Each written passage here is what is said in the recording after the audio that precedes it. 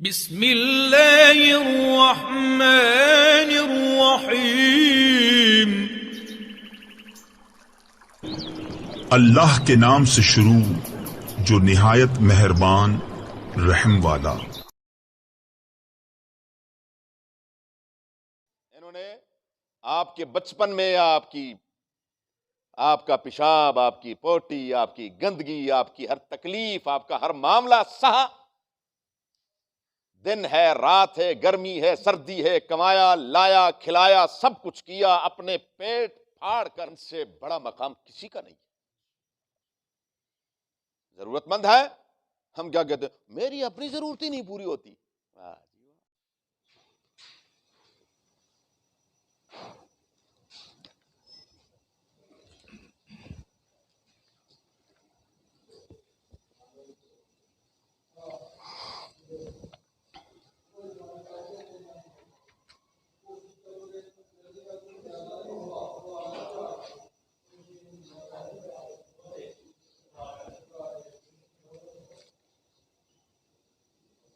اعوذ باللہ من الشیطان الرجیم، بسم اللہ الرحمن الرحیم۔ یسألونک ماذا ينفقون قل ما انفقتم من خیر فللوالدین والاقربین واليتامى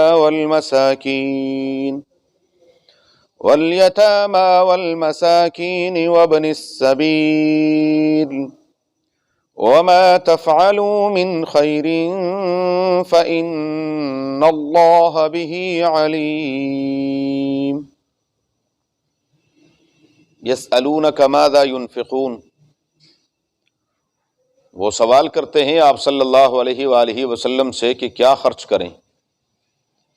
قل، آپ فرما دیجئے میرے محبوب صلی اللہ علیہ وسلم، ما انفقتم من خیر، جو کچھ تم خرچ کرو مال میں سے، فللوالدین، پس ماں باپ کے لیے، والاقربین، اور رشتہ داروں کے لیے، والیتامى، اور یتیموں کے لیے، والمساکین، اور مسکینوں کے لیے، وابن السبیل، اور راستے کے مسافروں کے لیے۔ وما تفعلوا من خیر، اور جو بھی تم بھلائی کا کام کرو، فإن اللہ بہ علیم، بس بے شک اللہ تبارک و تعالی اس کو جاننے والے ہیں۔ یسألونک ماذا ينفقون، سورہ بقرہ کی آیت نمبر 215 ہے۔ پچھلی آیت میں اللہ تبارک و تعالی نے جنت کے دخول کے حوالے سے کہ جنت میں داخلہ اتنا آسان نہیں ہے۔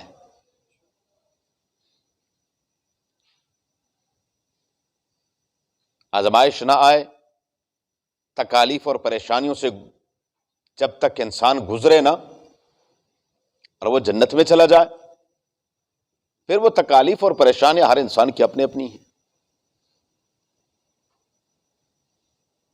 اس کے جتنا اس کا ایمان پختہ ہوتا ہے، اللہ تعالیٰ کے ہاں اس کا جتنا مقام اونچا ہوتا ہے، اسی اعتبار سے آزمائشیں آتی ہیں۔ اس آیت میں اللہ تبارک و تعالیٰ مال خرچ کرنے سے متعلق رسول اللہ صلی اللہ علیہ وآلہ وسلم سے جو پوچھا گیا، اس کے جواب میں پروردگار عالم نے کچھ مواقع کا ذکر فرمایا ہے۔ قرآن مجید میں اس طرح کے سوالات مختلف صورتوں میں مختلف جگہوں پر آئے ہیں، اور یہ سوالات بڑے اہم ہیں۔ سب سے زیادہ سورہ بقرہ میں، پیچھے ایک گزر چکا، یسألونک عن الأہلہ، میرے محبوب صلی اللہ علیہ وسلم یہ آپ صلی اللہ علیہ وسلم سے چاند سے متعلق پوچھتے ہیں کہ چاند، اس کے احکامات کیا ہیں؟ قل ہی مواقیت للناس والحج، وہاں اللہ تبارک و تعالیٰ نے فرمایا کہ اس کے ذریعے سے اوقات معلوم کیے جاتے ہیں۔ دوسرے نمبر پر یہ ہے یسألونک ماذا ينفقون، اور آگے ایک آیت چھوڑ کے پھر وَيَسْأَلُونَكَ عَنِ الشَّهْرِ الْحَرَامِ قِتَالٍ فِيهِ، میرے حبیب صلی اللہ علیہ وسلم آپ صلی اللہ علیہ وآلہ وسلم سے صحابہ کرام رضوان اللہ تعالی علیہم اجمعین حرمت والے مہینوں میں لڑائی کے متعلق سوال کرتے ہیں کہ اس میں لڑائی کیسی ہے۔ پھر اگلا سوال صحابہ ہی کرتے ہیں، یسألونک عن الخمر والمیسر، آپ صلی اللہ علیہ وسلم سے یہ جوئے اور شراب سے متعلق پوچھتے ہیں۔ اسی کے ساتھ وَيَسْأَلُونَكَ عَنِ الْيَتَامَى، آپ صلی اللہ علیہ وسلم سے یہ یتیموں کے بارے میں پوچھتے ہیں کہ یتیموں کے مال ان کا کیا کریں، اور ساتھ ہی ایک اور اعتبار سے یسألونک ماذا ينفقون قل العفو، جو بھی زائد ہے آپ کی ضروریات سے اللہ کے راستے میں خرچ کر دو۔ اور اس کے بعد وَيَسْأَلُونَكَ عَنِ الْمَحِيضِ، عورتوں کی جو ماہواری ہے، ایام مخصوصہ ہیں ماہانہ، ان سے متعلق پوچھتے ہیں کہ اس کے احکامات کیا ہیں۔ ایسے ہی سورہ مائدہ میں اللہ تعالیٰ فرماتے ہوئے وَيَسْأَلُونَكَ مَاذَا أُحِلَّ لَهُمْ، میرے محبوب صلی اللہ علیہ وسلم یہ صحابہ کرام آپ صلی اللہ علیہ وسلم سے پوچھتے ہیں کہ ان کے لیے کون کون سی چیزیں حلال ہیں۔ قُلْ أُحِلَّ لَكُمُ الطَّيِّبَاتُ وَطَعَامُ الَّذِينَ أُوتُوا الْكِتَابَ حِلٌّ لَكُمْ، تفصیلات ہے وہاں حلال اشیاء کی۔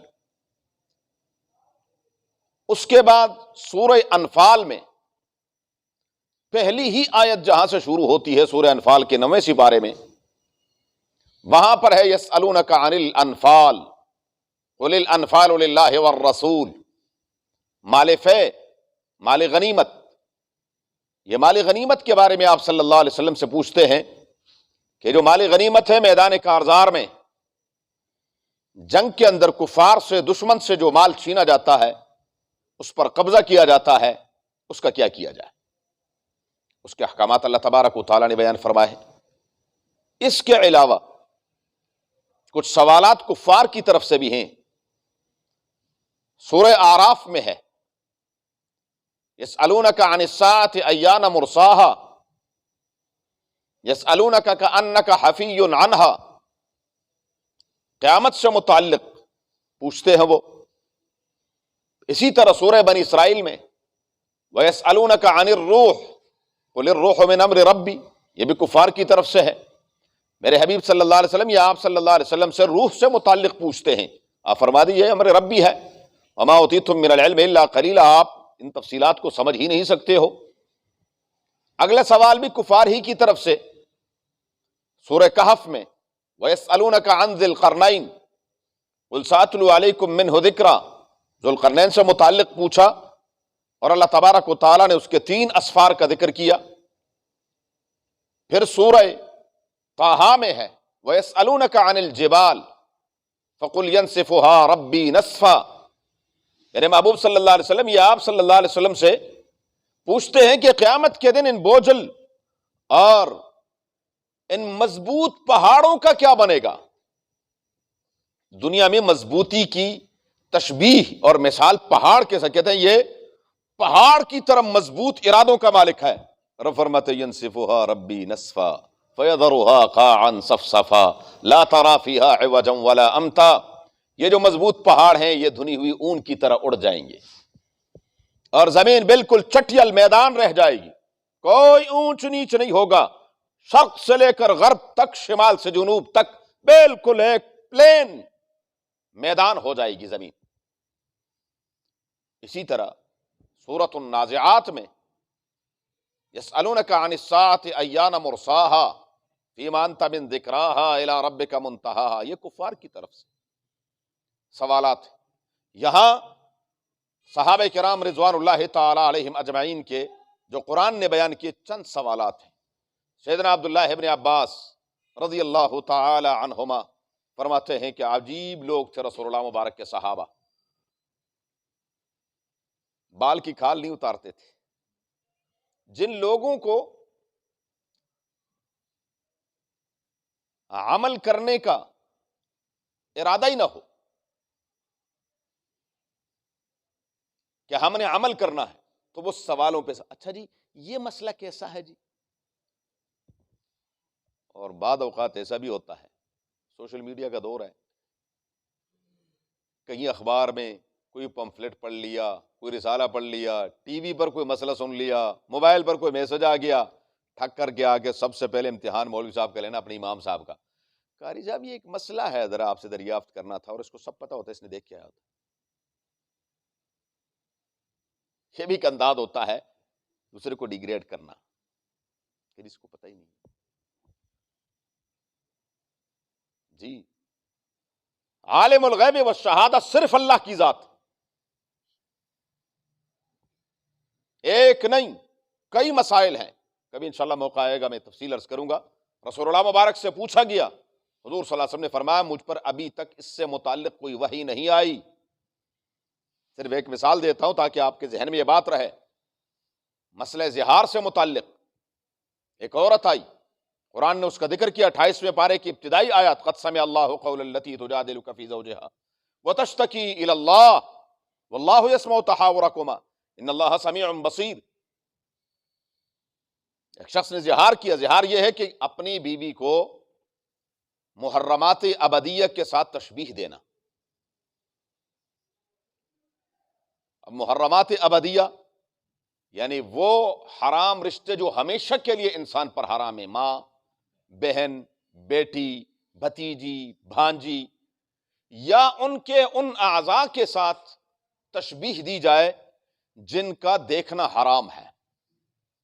ماں کا پیٹ دیکھنا حرام ہے، بیٹی کا پیٹ دیکھنا حرام ہے، پیٹھ دیکھنا حرام ہے، سینہ دیکھنا حرام ہے، اس کے پنڈلی اور خاص طور پر جو اوپر یہ جو زانو ہیں ان کو دیکھنا، گھٹنوں سے اوپر یہ دیکھنا حرام ہے. تو جب یہ حرام ہے ان کے ساتھ اپنی بیوی کو تشبیہ، تو مجھ پر ایسی ہے جیسے میری ماں، بیٹی، بہن، بھتیجی یا بھانجی کی پیٹھ یا پیٹ، یا تو ایسی ہے جیسے میری بہن. اس کو زہار کہتے ہیں. اور وہ ایک صحابی نے کیا تھا، رسول اللہ مبارک نے فرمایا کہ ابھی تک وحی نہیں آئی. رب العالمین نے قرآن اتارا، قد سمع اللہ قول التی تجادلک فی زوجہا وتشتکی الی اللہ واللہ یسمع تحاورکما. تو بہرحال میں عرض کر رہا تھا کہ کائنات کے ذرے ذرے کا علم صرف اللہ کو ہے. یہ نہیں ہے کہ جو پوچھا اور وہ فوراً. لیکن ہمارے ہاں صورتحال یہی ہے کہ اگر میں چاہے غلط جواب دوں لیکن جواب دینا پڑتا ہے. اگر میں جواب نہ دوں تو آپ کی عقیدت ختم ہو جاتی ہے کہ جی اس مولوی صاحب کو تو پتہ ہی نہیں. تو اس لیے میں غلط جواب دیتا ہوں لیکن خاموش ہو نہیں ہوتا. نہیں، جب جس چیز کا نہیں پتا بھائی مجھے نہیں پتا، لا ادری، مجھے نہیں معلوم، میں کسی سے پوچھ کر، میں پڑھ کر، کتاب دیکھ کر میں آپ کو بتا دوں. ہر فرد کو ہر بات، ہر مسئلے کا پتہ ہو یہ ضروری نہیں ہے. بہرحال یسألونک ماذا ينفقون، میرے محبوب صلی اللہ علیہ وسلم، آپ صلی اللہ علیہ وسلم سے صحابہ کرام رضوان اللہ تعالی علیہم اجمعین یہ عرض کرتے ہیں کہ اللہ کے محبوب صلی اللہ علیہ وآلہ وسلم ہم کہاں کہاں خرچ کریں. جہاں میں یہ وضاحت کر دوں، اس خرچ سے متعلق نفقات واجبہ نہیں ہے، یعنی وہ چیزیں جو فرض ہیں جیسے زکوٰۃ ہے، واجب ہے، فطرانہ ہے. دوسری ایسی جو فرض چیزیں ہیں، یا کہیں اس نے قسم کا کفارہ دینا ہے، کوئی نظر ہے، منت مانی ہے، یہ وہ نہیں ہے. اس سے مراد صدقات نافلہ ہیں. زکوٰۃ سے ہٹ کر آپ نے آپ کی ضرورت سے زائد جو چیز ہے وہ آپ نے خرچ کرنی ہے، تو سب سے پہلے کہاں سب سے زیادہ ثواب ہے؟ تو رب العالمین فرماتے ہیں قُلْ مَا أَنفَقْتُم مِّنْ خَيْرٍ. یہاں خیر کا معنی بھلائی اور نیکی بھی ہے. یہاں خیر سے مراد مال ہے. وَإِنَّهُ لِحُبِّ الْخَيْرِ لَشَدِيدٌ، یہ مال سے خوب محبت کرتا ہے، شدت کی محبت. یہاں خیر سے مراد مال ہے. جو تم خرچ کرتے ہو مال میں سے تو سب سے پہلے کس کے لیے؟ فَلِلْوَالِدَيْنِ. فَلِلْوَالِدَيْنِ، والدین تب تک ہوتے ہیں برا نہ منانا جب تک کہ حضرت صاحب کی شادی نہ ہو جائے. اس وقت تک والدین ہیں. جب شادی ہو جائے تو والدین تو پھر محترمہ کے والدین میں کوئی شک نہیں ہے. میں غلط بات نہیں کر رہا، اللہ معاف کرے. ساس سسر کا اپنا ایک حق ہے، لیکن جو ماں باپ کا حق ہے وہ ساس سسر کا نہیں. اور میں سمجھتا ہوں کہ بڑا بدبخت انسان ہے وہ، بدقسمت انسان ہے کہ جس کی اپنی اولاد ہو جائے، وہ اپنی اولاد کو دیکھ کر بھی اس کو ماں باپ کی قدر نہیں آتی. تو اس سے بڑا بدقسمت کوئی دوسرا ہے ہی نہیں. آپ کے ہاں جو بچہ پیدا ہوا ہے، اس بچے کی دیکھ بھال آپ کر رہے ہیں یا اس کے جو بننے والے ساس سسر ہیں وہ کر رہے ہیں؟ اس کے لیے مارے مارے آپ پھر رہے ہیں کہ وہ پھر رہے ہیں؟ ان کو تو پلا پلایا سب کچھ مل گیا. ہاں جی، اور وہ ماشاءاللہ جی بیٹا بن جاتے. اور حضرت صاحب صبح شام صبح شام صبح شام امی ابو بس وہ ہے. یہ امی ابو یہ فارغ ہے، بس ان کا یہاں تک کام تھا کہ آپ کی شادی کروا دی. انہوں نے آپ کے بچپن میں آپ کا پیشاب، آپ کی پوٹی، آپ کی گندگی، آپ کی ہر تکلیف، آپ کا ہر معاملہ سہا. دن ہے رات ہے گرمی ہے سردی ہے، کمایا لایا کھلایا سب کچھ کیا، اپنے پیٹ پھاڑ کر، اپنے پیٹ پر ظلم کر کے، اپنے اوپر سختیاں جھیل کر، سب کچھ کر کے حضرت صاحب کے لیے کیا ہے، جب بھی کوئی چیز اچھی لگی نہیں اپنے لیے، اپنے بیٹے کے لیے لینی ہے. کوئی چیز اچھی نہیں اپنے لیے، اپنے بیٹے کے لیے لینی ہے. زندگی تو وہ ہوتی ہے جب تک شادی نہ ہو جائے. جو چاہا لیا، کھایا پیا پہنا، اس کے بعد پھر کیا ہوتا ہے؟ کوئی اچھا کپڑا یہ بچوں کے لیے، کوئی اچھی چیز یہ بچوں کے لیے، اور بعد میں وہ کس کے لیے ہو جاتا ہے؟ فَلِلْوَالِدَيْنِ، سب سے پہلا حق ماں باپ کا. رسول اللہ مبارک کی خدمت میں ایک شخص حاضر ہوئے، صحابی منا بر. میں آپ سے سوال کرتا ہوں، کیا حضور صلی اللہ علیہ وسلم کے دور مبارک میں ساس سسر ہوا کرتے تھے کہ نہیں؟ ہاں، رسول اللہ مبارک سے پوچھا منا بر، حضور کس سے نیکی کروں؟ فرمایا امک، اپنی ماں کے ساتھ. فرمایا ثم من، پھر کس کے نمبر ہے؟ پھر فرمایا امک. تیسری مرتبہ پھر کہا ثم من، پھر کس کے ساتھ؟ فرمایا امک. چوتھی مرتبہ کہا ثم من، حضور پھر کس کا نمبر ہے؟ فرمایا اباک، باپ. ماں باپ کا بڑا حق ہے. ماں باپ کا اتنا حق ہے کہ خدا کی قسم ہم سوچ ہی نہیں سکتے. آج کل کے نوجوانوں کو پتہ ہی نہیں ہے. آج کل کے نوجوان، اللہ ہمارے حال پر رحم فرمائے، جملہ بڑا سخت عرض کرنے لگا ہوں، جانوروں کی طرح پل رہے ہیں. بس جیسے ایک جانور کے ہاں بچہ پیدا ہوتا ہے، وہ جانور اس کو وہی محبت، اور جیسے وہ بڑا ہوتا ہے سینگ مارتا ہے وہ پھینک دیتا ماں کو. اس کو نہیں پتا کہ یہ میری ماں ہے، اس نے میرے لیے کیا کیا تکلیفیں. آج کل کے نوجوانوں کی صورتحال یہ ہے، اور اس میں مین کردار ماں باپ کا ہے، کیونکہ ماں باپ نے ان بچوں کو یہ تعلیم دی ہی نہیں ہے. جو بچہ قرآن کا درس سنے گا، جو بچہ قرآنی تعلیمات سیکھے گا، وہ کبھی چاہے گا کہ میں ماں باپ کے ساتھ نیک سلوک نہ کروں. قرآن الف لام میم سے لے کر والناس تک جہاں اللہ کا حق کا ذکر ہے، اس کے فوراً بعد ماں باپ کا حق. جہاں بھی آپ پورے قرآن، تو ماں باپ کا بڑا حق ہے، بہت زیادہ. ہاں، اس میں یہ ہے خدمت ماں کی خوب کریں، خدمت ماں کی خوب کریں، اطاعت باپ کی کریں. ماں ہے لیکن ہے ناقص العقل، عورت جو ہے، تو خدمت اس کی خوب کریں، باپ سے بھی زیادہ کریں، لیکن اطاعت کس کی کریں؟ باپ کی کریں. خدا کی قسم ایسی بے لوث محبت دنیا کی کوئی طاقت آپ کو نہیں دے سکتی جو ماں باپ آپ کو دیتے ہیں. نہ بیوی، نہ اولاد، نہ سالے، نہ سالیاں، نہ ساس، نہ سسر، نہ دوست، نہ بھائی، کوئی نہیں دے سکتا. جو بے لوث محبت آپ سے کرتے ہیں ماں باپ، ان سے بڑا مقام کسی کا نہیں ہے. ضرورت مند ہے، ہم کیا کہتے ہیں، میری اپنی ضرورت ہی نہیں پوری ہوتی. سب سے پہلے لا کر ماں باپ کے ہاتھوں میں رکھے.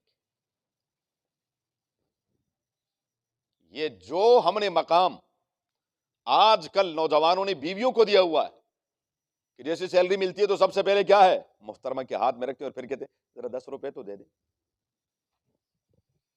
اس سے مانگ مانگ کر یہ مقام ماں باپ کو دے.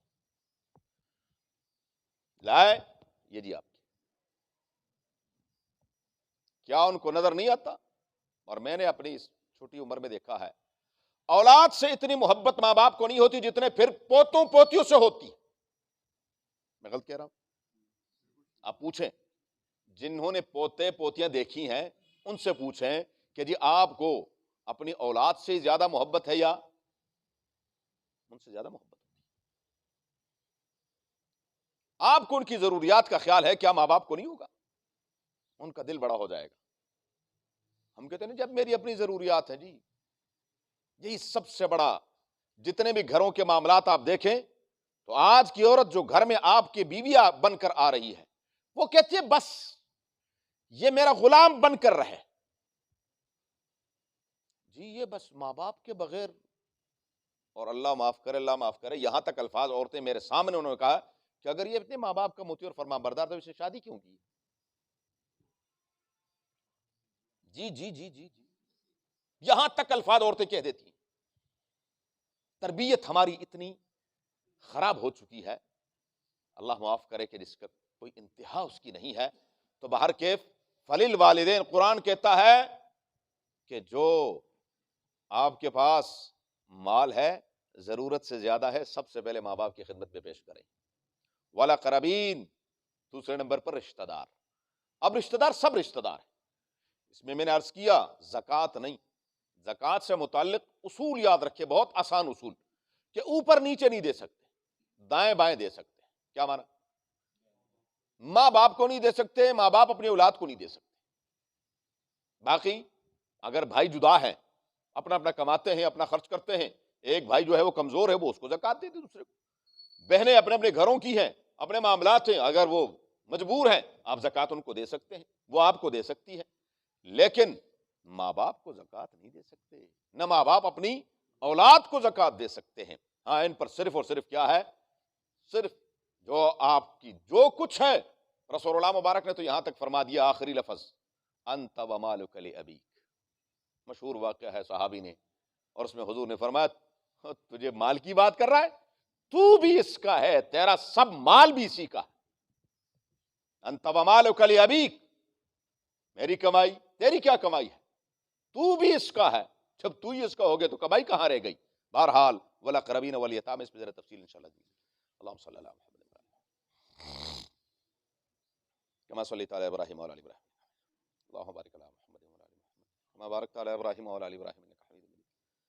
اللہم ارحمنا بالقرآن العظیم، اللہم ارحمنا بالقرآن العظیم، اللہم ارحمنا بالقرآن العظیم، اجعلہ لنا اماما ونورا وہدى ورحمة یا رب العالمین.